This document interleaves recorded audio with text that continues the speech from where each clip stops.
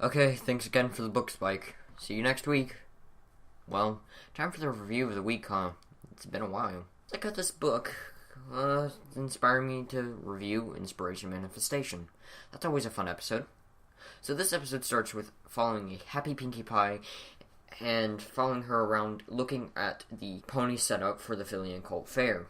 Now, as we follow her, it cleanly cuts to Rarity's boutique as she sets up a puppet theater that is unworking and does not work, sadly, for a puppeteer that is wanting to help with the Philly and Colt Fair. Now, when she gives it to the puppeteer, he says it's unusable and shows us, the viewers, and Rarity why it's unusable. This is some constructive criticism, I say.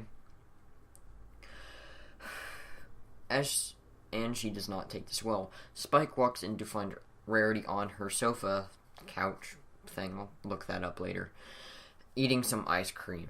And as Spike is on quote-unquote good friend, he heads to the two sisters' castle looking for a magical way of helping her in Everfree Forest, of course, which has been defanged. Poor thing.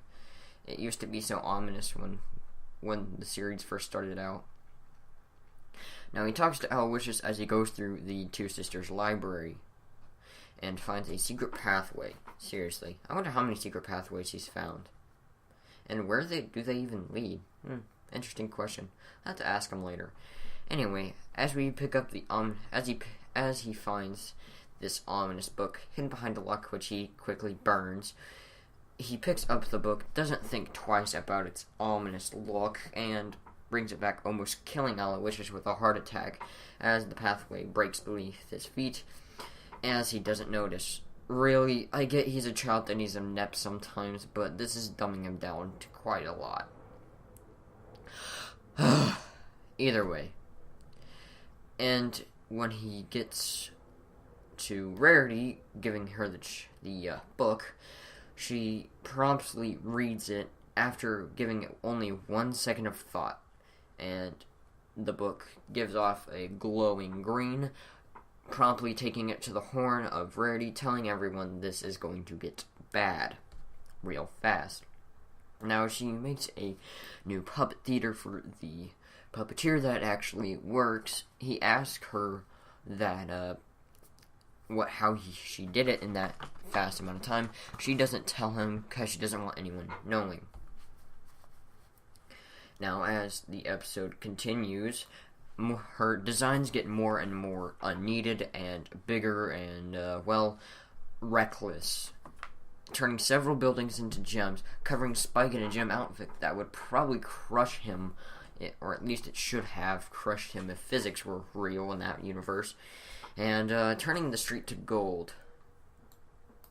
I get this is a bit overkill. I mean, it just feels like overkill. I mean, imagine just all of that. I mean, I understand a lot could happen, and if a person's gone insane by magic, but seriously, that's a bit of overkill for the episode, I think. I understand it makes it look this way, and it makes it feel like this is needed to be stopped, but it's a bit of overkill even in that sense. And as Rarity continues her design monstrosities, she forgets want over need, and for her, at that time, want works.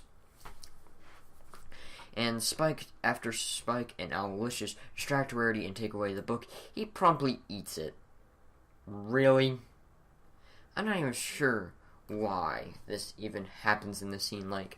I feel bad for him because of everything that might happen to him from the indigestion and whatnot, but jeez.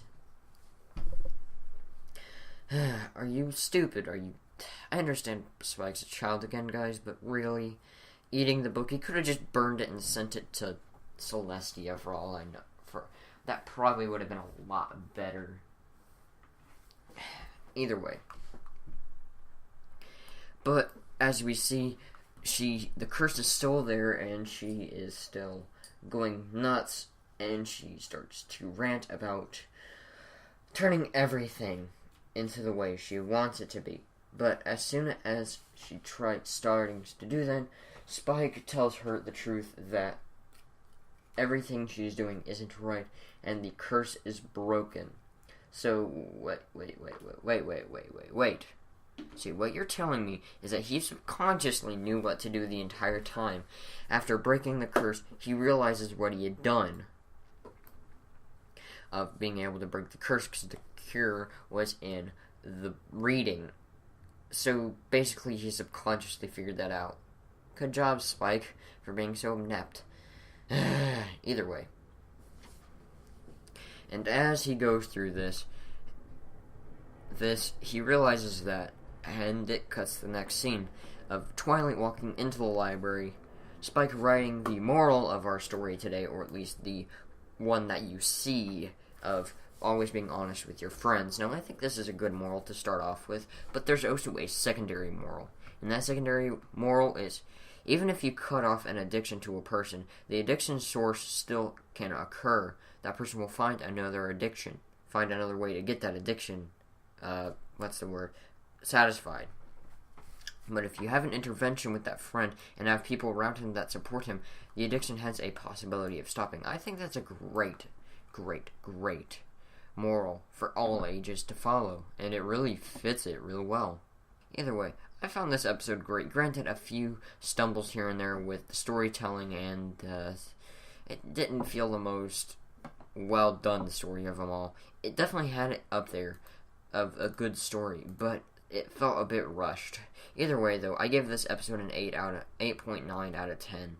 It felt good, a little clunky in some areas, but overall, I found this a good episode. Do I find this an episode, though, that you should show a friend that's getting into MLP? My personal opinion is no. It doesn't have that feeling of, this is going to get someone into the show, but it does have the feeling of, it's still a good episode to show someone after they get into the show.